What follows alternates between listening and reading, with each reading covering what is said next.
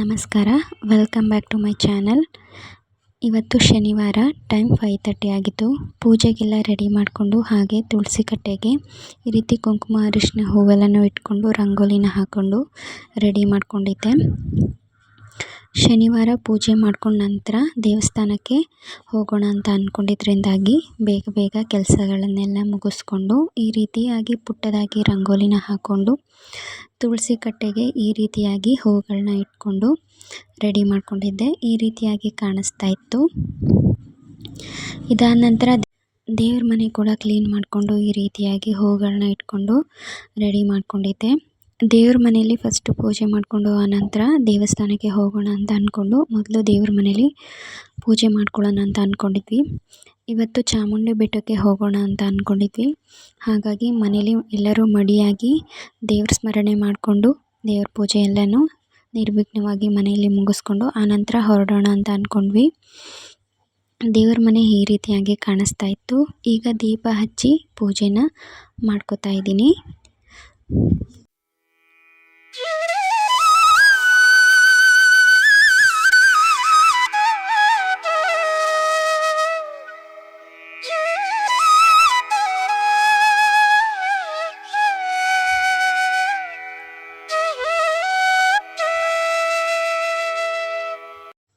ಮೊದಲಿಗೆ ದೇವ್ರ ಪೂಜೆ ಮಾಡಬೇಕಾದ್ರೆ ದೀಪಕ್ಕೆ ನಾವು 2 ಬತ್ತಿಯನ್ನು ಸೇರಿಸಿ ಹಾಕಿ ಪೂಜೆ ಮಾಡೋದ್ರಿಂದ ಉತ್ತಮ ಫಲಿತಗಳು ಸಿಗುತ್ತೆ ಅಂತ ಹೇಳ್ತಾರೆ. ನೀವೇನೇ ಇಷ್ಟಾರ್ಥಗಳು ಪೂರೈಕೆ ಮಾಡ್ಕೊಳ್ಳೋದಿದ್ರೂ ಕೂಡ ದೀಪ ಹಚ್ಚುವುದೇ ಪ್ರಮುಖವಾದ ಪಾತ್ರವನ್ನು ವಹಿಸುತ್ತೆ.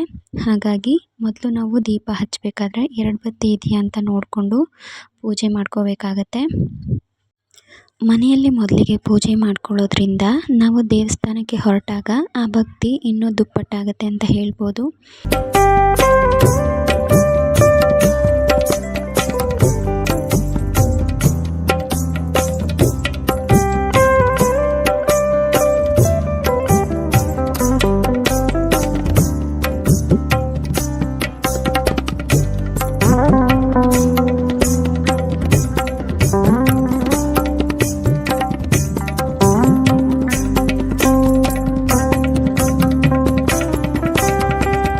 ಈಗ ಪೂಜೆ ಮುಗಿಸ್ಕೊಂಡು ಮಕ್ಕಳನ್ನ ಕೂಡ ಈ ರೀತಿಯಾಗಿ ರೆಡಿ ಮಾಡಿದ್ದೆ.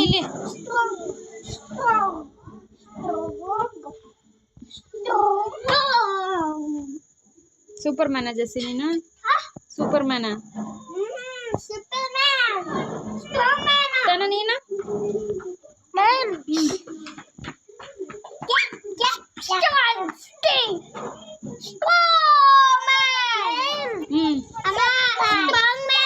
ಸ್ಟ್ರಾಂಗ್ ಮ್ಯಾನ ನೀನು ತಾನ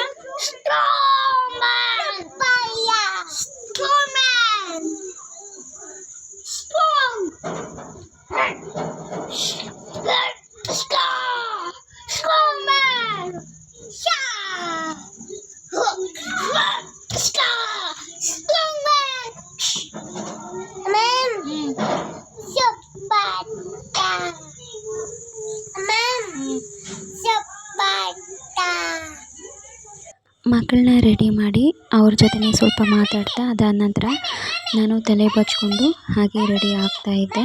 ಹಾಗೆ ಮಕ್ಕಳನ್ನ ನೋಡ್ಕೊಂಡಂಗೆ ಆಗುತ್ತೆ, ಹಾಗೆ ನಾನು ಕೂಡ ರೆಡಿ ಆದಂಗೆ ಆಗುತ್ತೆ ಅಂತ ಅಂದ್ಬಿಟ್ಟು ನಾವೆಲ್ಲಾದರೂ ಹೊರಗಡೆ ಹೊರಟಾಗ ನಮ್ಮ ಖುಷಿಗಿಂತ ಮಕ್ಕಳ ಖುಷಿ ನೋಡೋದೇ ಒಂದು ಸಂತೋಷ ಅಂತ ಹೇಳ್ಬೋದು.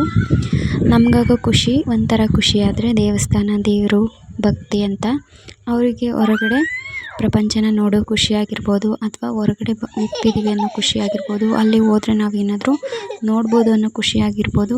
ಅವರ ನಿಷ್ಕಲ್ಮಶವಾದ ನಗು ಏನಿದೆ, ಅವ್ರ ಖುಷಿ ಏನಿದೆ ಅದಕ್ಕೆ ಬೆಲೆ ಕಟ್ಟೋಕ್ಕಾಗಲ್ಲ ಅಂತ ಹೇಳ್ಬೋದು.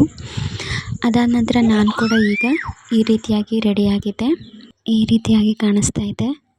ನಾನು ಇಲ್ಲಿ ವರ್ಕ್ ಇರೋ ಬ್ಲೂ 3/4 ಸ್ಲೀವ್ ಇರೋ ಚೂಡಿದಾರ್ನ, ಅನಾರ್ಕಲಿ ಚೂಡಿದಾರ್ನ ವೇರ್ ಮಾಡಿದ್ದೆ. ಅದಕ್ಕೆ ಮ್ಯಾಚಿಂಗ್ ಆಗಿ ಬ್ಲೂ ಕಲರ್ ವೇಲ್.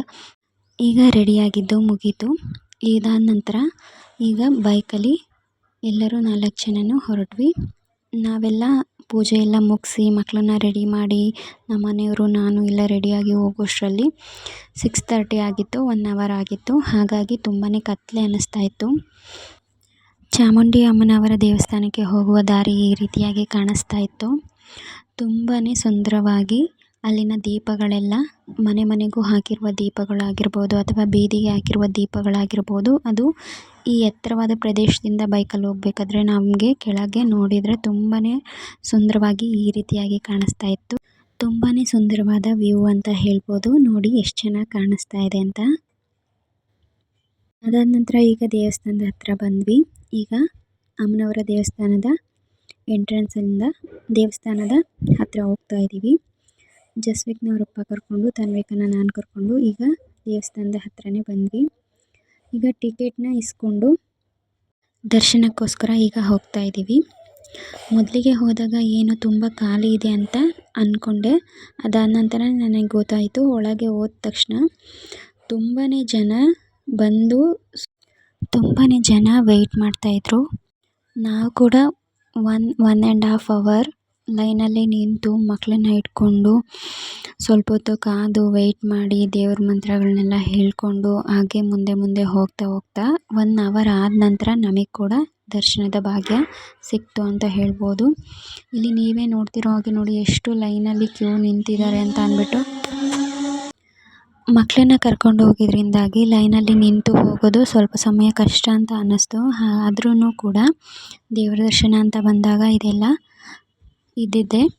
ಅದನ್ನೆಲ್ಲ ದಾಟಿ ದೇವ್ರ ದರ್ಶನ ಎಲ್ಲ ಮುಗಿಸ್ಕೊಂಡು ಈಗ ಹೊರಗಡೆ ಬಂದ್ವಿ.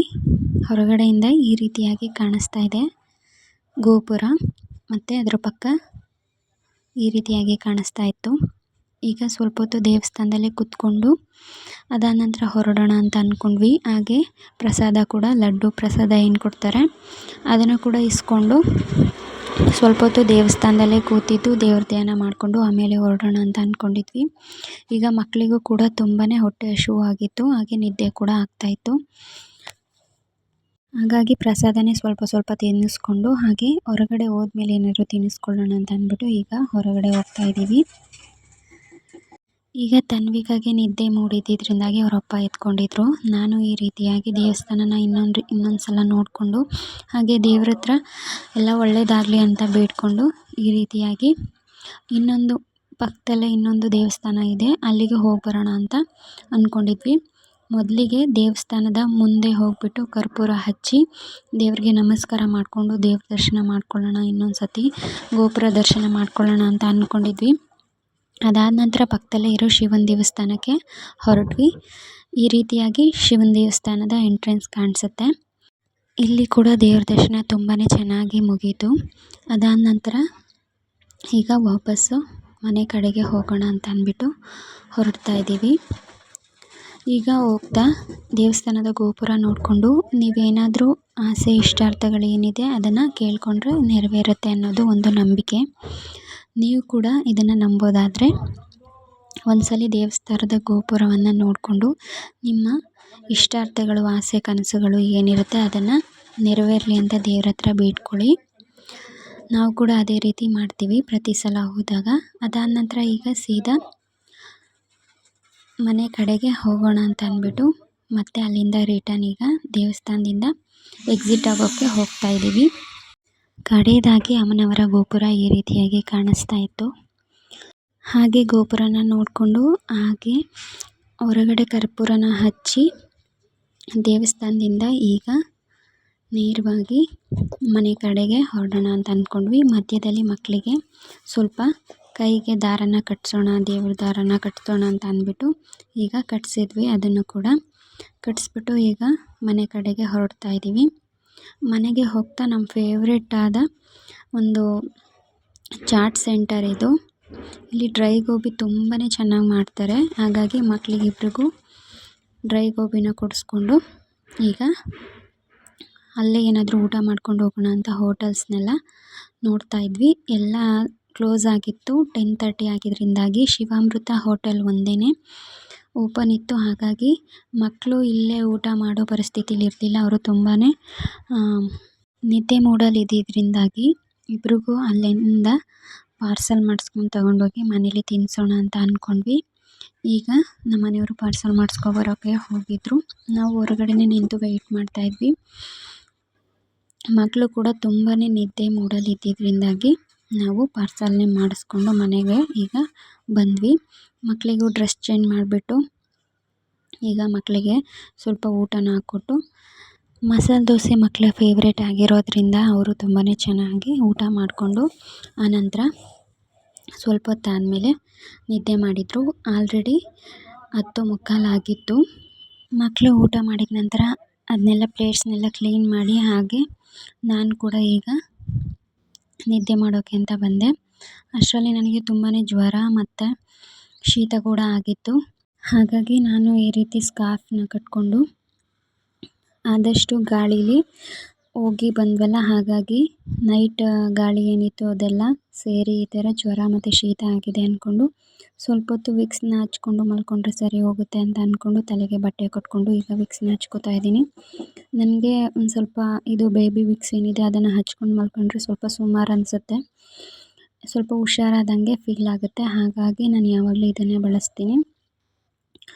ತುಂಬ ಜನ ವಾತಾವರಣ ತುಂಬಾ ಹೊತ್ತು ವೆಯ್ಟ್ ಮಾಡಿ ಆಮೇಲೆ ದರ್ಶನ ಮಾಡಿ ಆಮೇಲೆ ಚಳಿಲಿ ಹೋಗಿ ಬಂದಿದ್ದಕ್ಕೂ ಏನೋ ಗೊತ್ತಿಲ್ಲ, ತುಂಬಾ ಜ್ವರ ಸ್ಟಾರ್ಟ್ ಆಗೋಗಿತ್ತು ಮತ್ತು ಶೀತ ಕೂಡ. ಇಷ್ಟಕ್ಕೆ ಈ ವ್ಲಾಗ್ನ ಎಂಡ್ ಮಾಡ್ತಾಯಿದ್ದೀನಿ.